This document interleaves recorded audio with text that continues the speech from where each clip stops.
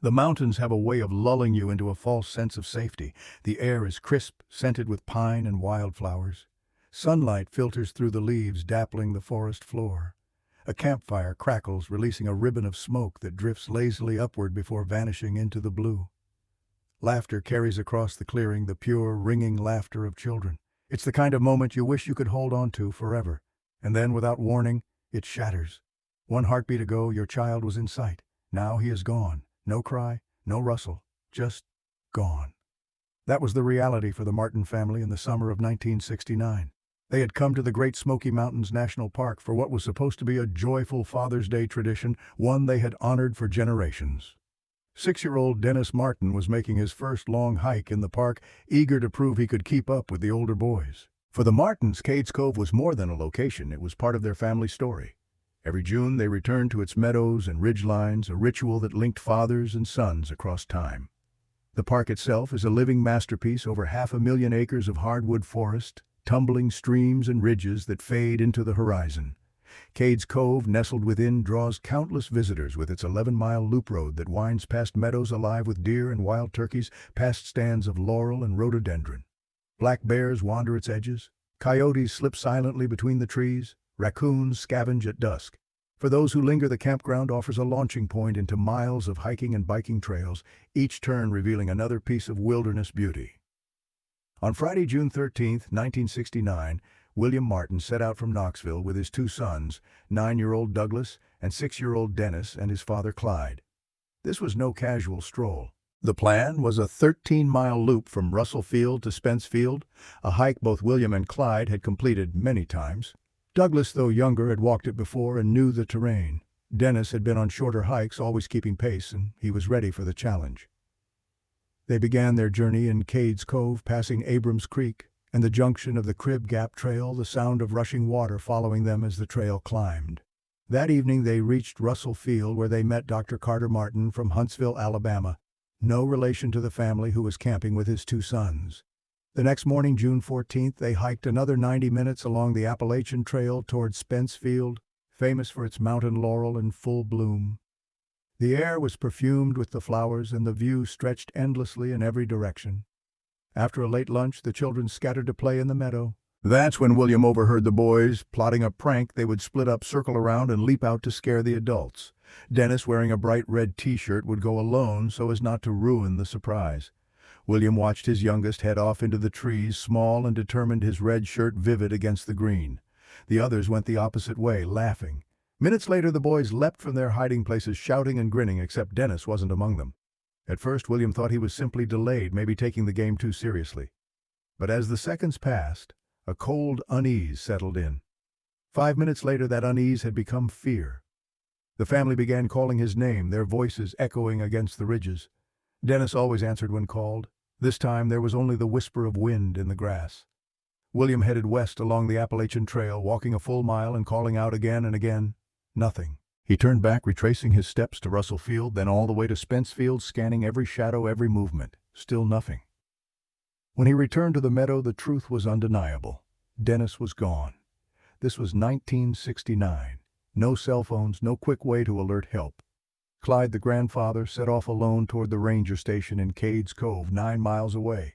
The trail stretched on each step, weighed down by dread. It was already 8:30 that night when he arrived to report a missing case. By the time Clyde Martin reached the ranger station, darkness had already begun to creep over the Smokies.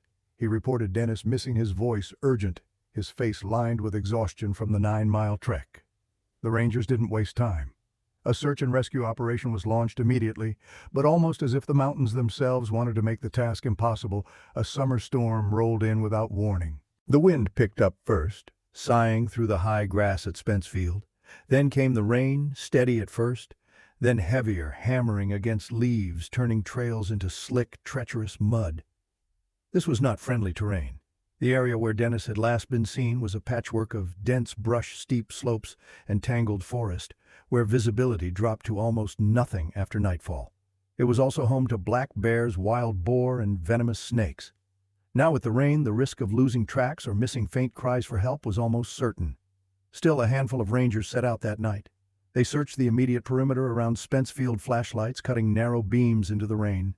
They kept in radio contact with dispatch, determined to keep moving through the night in case Dennis was cold, wet, and scared, but still within reach. In 1969, there was no blueprint for a large-scale search in the park. There were no formal protocols, no specialized teams to deploy at a moment's notice. Chief Ranger Sneddon had to improvise. He established a base camp right at Spence Field to coordinate what they hoped would be a fast, focused effort at first light. By the morning of June 15th, the operation had grown to 30 men with 5 designated leaders. 10 smaller crews, each 2 to 4 men, fanned out along trails and ridges.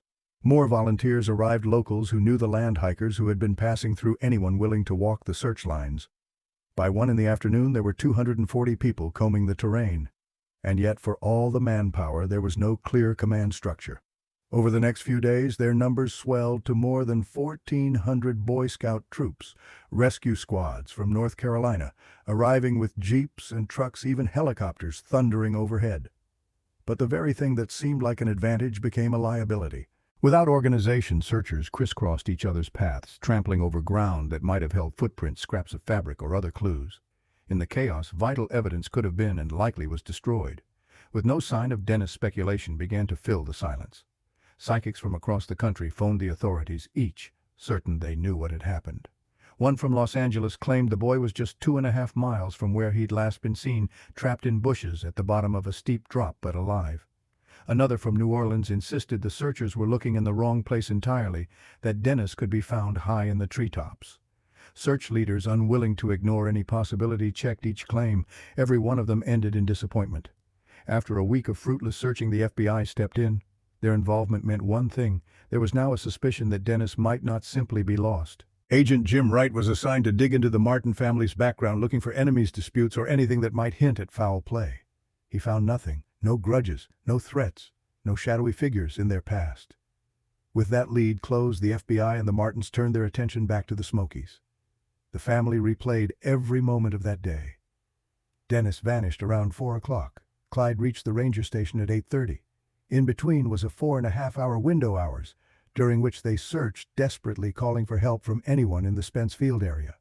The FBI interviewed friends, relatives, and acquaintances, but found no one suspicious enough to pursue further.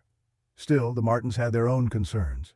William told park rangers about a man from Dandridge, Tennessee, known only as Mr. Cooper, who had been camping at Spence Field, and who seemed to shadow William during much of the search. Then there was the strange woman claiming extrasensory perception who called the police and asked to speak directly with Mrs. Martin.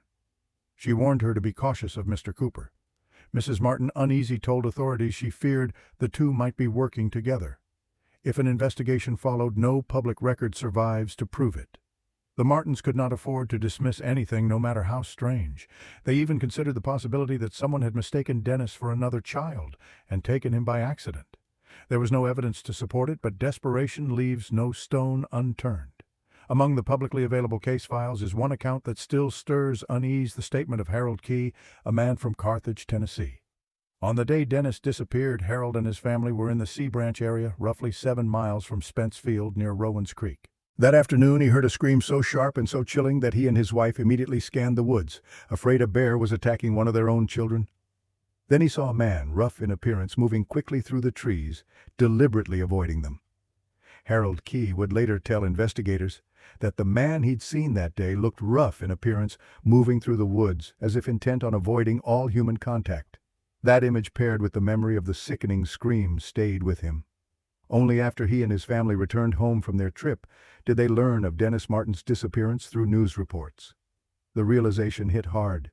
Key wasted no time reporting what he had heard and seen to park officials. But after examining the maps and calculating distances, investigators concluded that Rowan's Creek, where Key had been, was too far from Spence Field for the two incidents to be connected. It was one more possible lead set aside, filed away in the growing pile of dead ends, and from there the official trail of information begins to thin. Although the FBI continued to work with park officials during the search, the details of their findings, if there were any, remain locked away. Freedom of Information Act requests have been filed over the years, but the contents of the FBI's report have never been publicly released. This veil of secrecy has left many frustrated, fueling speculation and suspicion. The days stretched on, 7 of them back-to-back without a trace of Dennis. June 20th arrived, Dennis's 7th birthday, and still there was no sign. In the ranger records from that day, notes appear about how to proceed if the boy was not found alive by the next morning. The search had now covered more than 56 square miles. Over 1,400 volunteers had joined in, but with so many moving without coordination, rangers began to worry they were doing more harm than good. Trampled ground disrupted scent trails. If there had ever been clues, they might already have been erased. Park officials asked that no more volunteers come forward. Costs climbed. Spirits fell. On Wednesday, June 25th, officials made the grim announcement the search would soon be scaled back. For the Martins, the words landed like a physical blow. After nearly 2 weeks of sleeping in tents, scouring trails, and clinging to every sliver of hope, they packed their gear and headed back to Knoxville without Dennis. 4 days later, on Sunday, June 29th, the National Park Service suspended all major search operations. The FBI had found no evidence to support a kidnapping theory. The official stance was that nothing more could be done. Still, the family refused to surrender completely. In the weeks that followed, they offered a $5,000 reward, roughly $40,000 in today's money, for any information that might bring Dennis home. Weeks turned to months, months into years. And on September 11, 1969, the Park Service officially closed the search. The Martins were left with nothing but questions and the hollow ache of absence. For over half a century, Dennis's disappearance has remained unsolved. Theories abound that he wandered off and succumbed to the elements in the unforgiving terrain, or that he fell victim to a predator, animal or human. None have been proven. In 1985, an unsettling tip surfaced. A group of illegal ginseng hunters claimed they had stumbled upon the remains of a small boy, bones and a skull, about 3 miles from Spence Field. But fearing arrest for their poaching, they stayed silent for nearly 20 years. By the time one of them finally came forward, the area had long since been reclaimed by nature. A search team scoured the site but found nothing. Too much time had passed. In a candid report, park officials admitted that the search for Dennis Martin was, in their words, a marked failure. The sheer number of people on the scene, most of them untrained, had likely destroyed any physical evidence in the first days. The fallout from that failure was profound. The National Park Service overhauled its search and rescue protocols nationwide, creating structured command systems and evidence preservation procedures that are now standard. Agencies across the U.S. and beyond have adopted these measures, saving countless lives in the decades since. But for the Martins, that legacy carries a cruel edge. The improvements came too late for Dennis. His bright red shirt was never found. His voice never called back through the trees. And somewhere in the vast silence of the Smokies, the truth remains hidden, waiting for the day it might finally step into the light.